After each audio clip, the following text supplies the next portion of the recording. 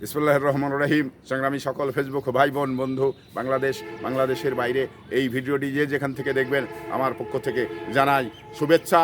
ঈদ মুবারক। ঈদুল আজহা আপনাদের স্বস্তি দিক। ঈদুল আজহা আপনাদের আনন্দদায়ক করুক। এই ঈদুল আজহার যে বিষয়টি, এটা কিন্তু আমাদের মুসলমানের একটি বড় ধর্মীয় অনুষ্ঠান। সেই অনুষ্ঠানটা আমরা ফ্যামিলির সঙ্গে এবং আত্মীয় স্বজনের সঙ্গে এই যে কুরবানির যে মাংসটি, এটা কিন্তু আল্লাহ পাক ঠিক বরাদ্দ করে দিয়েছেন। আপনার আত্মীয়র কতটুকু, আপনার সাধারণ ভিখারিদের জন্য কতটুকু, এটা কিন্তু আল্লাহ পাকের পক্ষ থেকে ইসলামী আইনে বিধান করে দিয়েছেন। এর ব্যতিক্রম, এর ব্যত্যয় যেন আমাদের ক্ষেত্রে না ঘটে।